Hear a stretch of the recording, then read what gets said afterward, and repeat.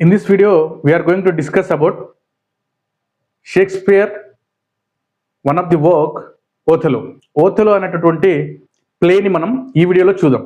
So doctor BR Ambedkar open యూనివర్సిటీలోని drama third paper English drama, అందులో మనకేంటంటే second unit Othello complete. Othello ఉన్నటువంటి Othello గురించి నేర్చుకున్నాం అనుకోండి, సెకండ్ యూనిట్ మొత్తం కంప్లీట్ అయిపోతుంది. సో ఇన్ బ్రీఫ్గా నేను అసలు సిలబస్ ఏముంది, అసలు అందులో ఉన్నటువంటి ప్లేలో ఉన్నటువంటి మేజర్ క్యారెక్టర్స్ ఏంది, ఎలా ఉంది అనేది మనం we will discuss in brief. So బ్రీఫ్గా చూసామనుకోండి మనకు ఒక ఐడియా వస్తుంది exam point of view, right. So అందులో మనకేంటంటే మేజర్గా ఓథెలో అనేది it's a play written by Shakespeare, right. So ఇందులో మేజర్గా it's one of the greatest play. So ఇందులో మనకేంటి అంటే so themes of Othello. What are the themes used in the Othello play? And character analysis. What are the characters are there and their analysis, right? Next to structural and stylistic elements. So what are the dramatic devices or dramatic techniques are used in the Othello? And then finally what are the major characters, right? So this is the brief structure, how the structure is given in doctor BR Ambedkar open university. So ఇది మనకు ఉన్నటువంటి ఓథెలోలో మనం చదువుకోవాల్సినటువంటి key points ఈ 3 మాత్రమే, right. So ఈ 3లో మేజర్గా మనకు వచ్చేసి ఏంటి అంటే రేస్ అండ్ అదర్నెస్. అసలు రేస్ అంటే ఏంటి? ఫర్ ఎగ్జాంపుల్ మనం రేస్ అంటే అమెరికన్స్ తీసుకున్నాం అనుకోండి, అక్కడ ఏంటి whites red, blacks and whites. So black whites మధ్యలో కాన్ఫ్లిక్ట్స్ ఉంటుంది. So blacks one race, whites another race. So ఇలా వాళ్ళకు కాన్ఫ్లిక్ట్ ఉంటుంది, రైట్. సో అలాగనే ఇక్కడ మనకు Othello in our play, Othello is the character, he is the dramatic hero. In our hero is the hero one. This character is hero. And Desdemona is the heroine character. Iago is the villain character. These are the 3 characters you should know in detail and their character analysis. So మనం డీటెయిల్గా వెళ్తూ character analysis తెలుసుకోవాలి, right. So ఇక్కడ మనం అలా తెలుసుకుంటాం కదా. So ఇప్పుడు మనం 3 క్యారెక్టర్ తెలుసుకున్నాం. నెక్స్ట్ ఈ క్యారెక్టర్ గురించి తెలుసుకోవాలంటే ప్లేలో ఉన్నటువంటి మేజర్ క్యారెక్టర్స్ ఏమేంటి? అందులో మనకు Othello is the hero, Desdemona is the heroine, Iago villain, and Brabantio Desdemona యొక్క ఈయన ఫాదర్ అనమాట, right. Emilia is the Desdemona attendance, అంటే ఆమె కింద పనిచేసేటువంటి పరిచారికలు one of the lady, right. Next Cassio, another one Roderigo. ఇతను ఏంటంటే డెస్డెమోనియాని లవ్ చేసినటువంటి person. Iago villain. And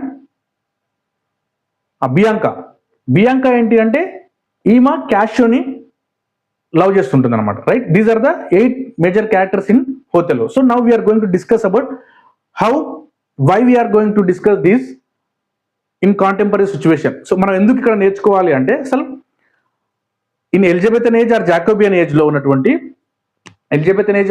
Jacobian age, so అక్కడ ఉన్నటువంటి సోషియో ఎకనామికల్ కండిషన్స్ ఎలా ఉన్నాయి అని రిఫ్లెక్ట్ చేయడం కోసం ఈ యొక్క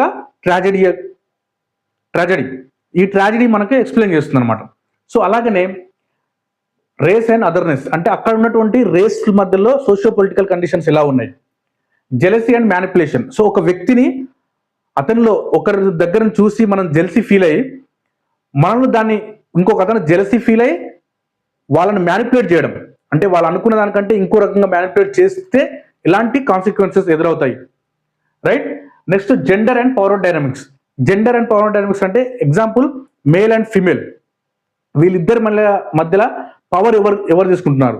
సో ఇక్కడ ఉన్నటువంటి థీమ్స్ లో మేజర్ ఏంటంటే ఇప్పుడు మనం రేస్ అండ్ అదర్ మెంటాలిటీ తీసుకుంటే ఇక్కడ మనకేంటి వైట్స్, బ్లాక్స్. సో మన హీరో ఎవరు అంటే ఇతను black, basically it's a African person.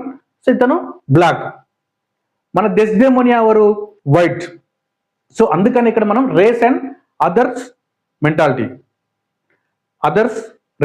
అంటే అస్ అండ్ అదర్ మెంటాలిటీ తెలుసుకుంటాం. ఫర్ ఎగ్జాంపుల్ ఏంటి అంటే మన తెలుగు నేటివిటీని తీసుకుని అనుకోండి, పొలిటికల్గా ఎవరైనా ఎదుగుతున్నారు అనుకోండి, వాళ్ళ క్యాస్ట్ వాళ్ళే ఉండడం, మావోడే ఉండడం, మావోడు అనుకోవడం. సో అది అజ్ మెంటాలిటీ. దాన్ని మనం ఇక్కడ రేస్ అంటున్నాం లేదా అజ్. అదర్ మెంటాలిటీ అయితే వాళ్ళ కులం కాకుండా వేరే వాళ్ళని ఎవరైతే పొలిటికల్గా ఎదగనిస్తారు అనుకోండి, అది అదర్ మెంటాలిటీ. లేదా ఫర్ ఎగ్జాంపుల్ మా తెలంగాణోడు లేదా మా తెలుగుడు అనుకోవడం, అది అజ్ మెంటాలిటీ. లేదు అదర్గా, సో ఇక్కడ తమిళోళ్ళు కానీ ఎవరైనా ఉంటే వాళ్ళు వేరే స్టేట్ వాళ్ళు వేరే అనుకోవడం other mentality.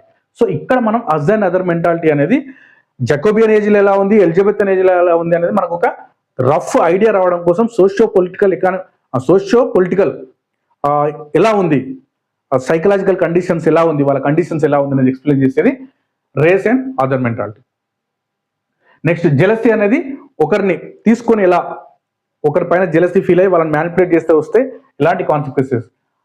Gender and power dynamics అంటే మేల్ ఫీమేల్ మధ్యలో. సో ఇప్పుడు మనకు ఎలిజబెతన్ పీరియడ్లో ఉన్నటువంటి gender dynamics or power dynamics ఏంటంటే మేజర్గా అప్పుడు ఫర్ ఎగ్జాంపుల్ ఏంటంటే పేట్రియార్కల్ రూలింగ్, రైట్. సో ఎక్కువ మేజర్గా మేల్స్ డామినేషన్ ఎక్కువ ఉంటుంది అనమాట at that time of Jacobean and Elizabethan age. So males patriarchal మేజర్గా, రైట్. సో అక్కడ మేల్ డామినేషన్ ఎక్కువ ఉంది కాబట్టి సో అక్కడ సిచ్యువేషన్ని రిప్లేస్ చేస్తుంది, రైట్.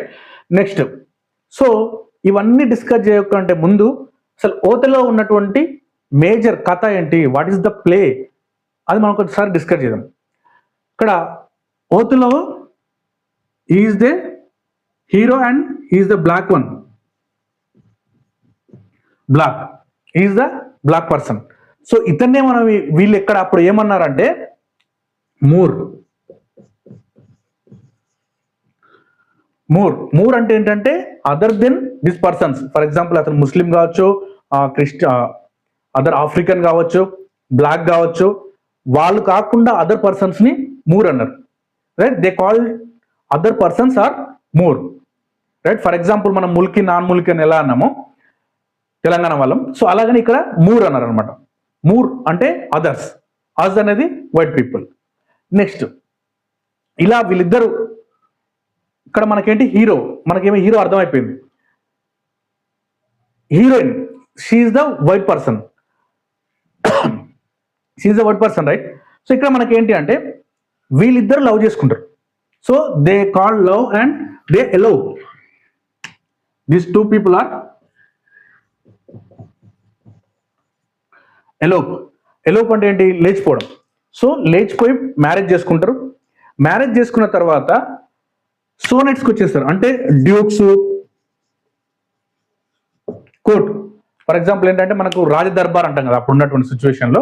అక్కడికి వస్తే అక్కడ ఏంటి, బ్రెబెన్షియో ఫాదర్ ఆఫ్ డెస్డెమోనా ఫాదర్ ఏం చేస్తారంటే అసలు ఇలా కాదు, వీళ్ళకి అతను మనవాడు కాడు, అతను ఎట్లా మ్యారేజ్ చేసుకుంటుంది అంటే ఈ సోనెట్ ముందు డెస్డెమోనా ఏం చెప్తుంది అంటే, సో నా ఇష్టం ఉండి మేము లవ్ మ్యారేజ్ చేసుకున్నాం అంటే సోనెట్స్ కానీ డ్యూక్స్ కానీ వాళ్ళు ఏమంటారంటే ఓకే ఇట్స్ లవ్ మ్యారేజ్కి మేము అగెనెస్ట్ కాదు, ఇంకోటి మ్యారేజ్ అయిన తర్వాత మేము ఎలాంటి డిస్కషన్ చేసుకోము, లేకపోతే వీళ్ళకి ఎలాంటి అబ్జెక్షన్ చెప్పాం అనేది వీళ్ళు డిసైడ్ చేస్తారు, రైట్. డిసైడ్ చేసి వాళ్ళు ఓకే చెప్తారు. ఇక్కడ బ్రెబెన్షియో ఒక పదం వాడతాడు,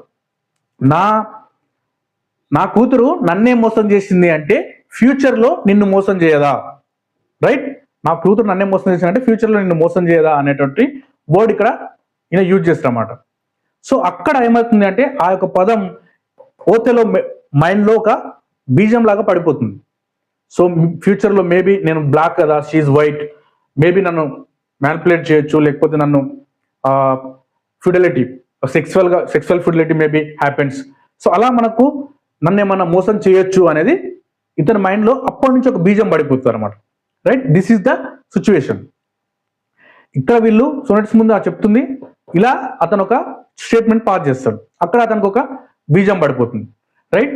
సో వీళ్ళ ముందే ఈమె కూడా ఏం చెప్తుందంటే లైట్ అప్ అనే వర్డ్ కానీ, లేకపోతే నేను కరెక్ట్ డిసిజన్ తీసుకున్నటువంటి ఈమె ధైర్యంగా చెప్తుంది అనమాట.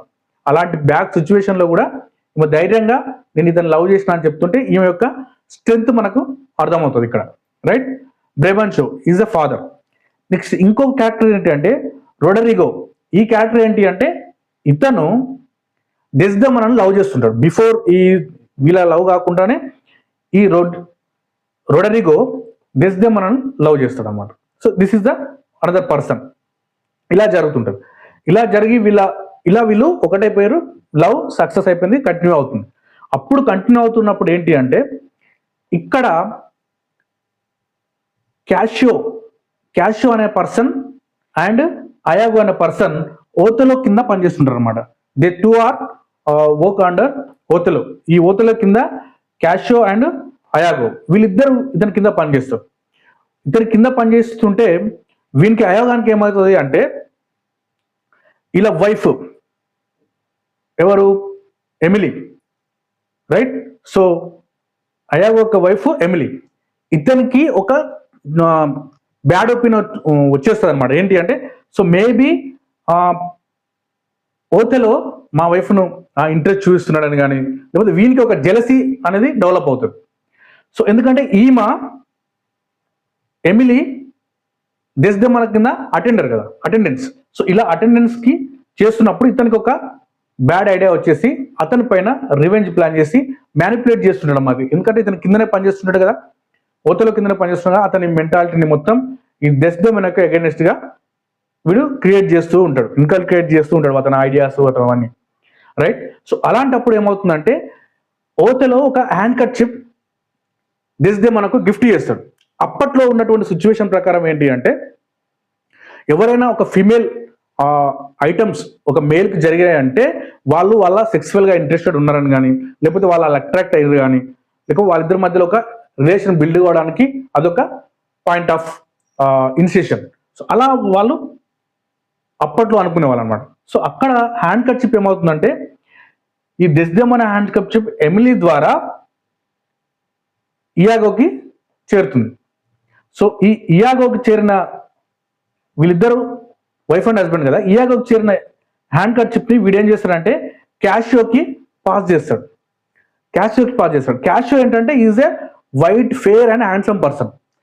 సో ఇక్కడ ఈ క్యాషియో హ్యాండ్ కర్చీఫ్ ఓతెలోకి కనిపించేటట్టు లేకపోతే అతను చూసేలాగా ఇయాగో చేస్తాడు అనమాట. ఇతని చేతిలో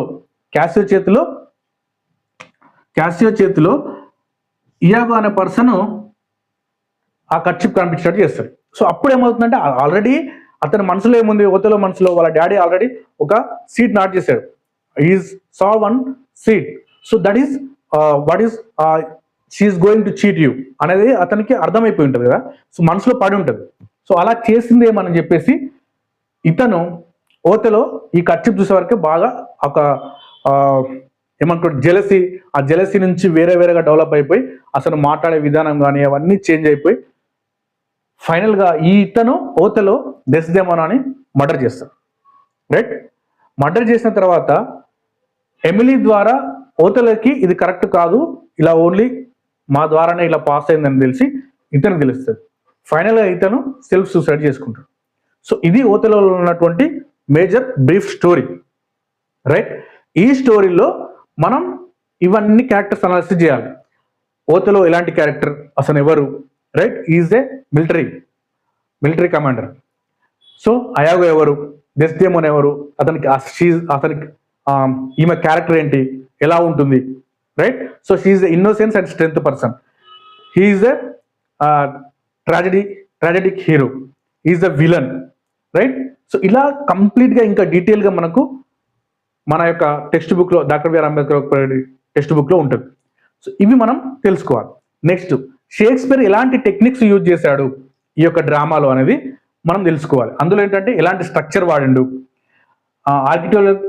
ఆర్కిటోనిక్ ఆఫ్ స్ట్రాటజీ అంటే అరిస్టాటిల్ యూజ్ చేసినటువంటి స్ట్రాటజిక్ టెక్నిక్స్ కానీ, లేదా షేక్స్పియరియన్ టెక్నిక్స్, షేక్స్పియరియన్ స్ట్రాటజీ అంటే షేక్స్పియర్ ఎలాంటి స్ట్రాటజీ యూజ్ చేసిన అనేది కానీ మనం తెలుసుకోవాలి.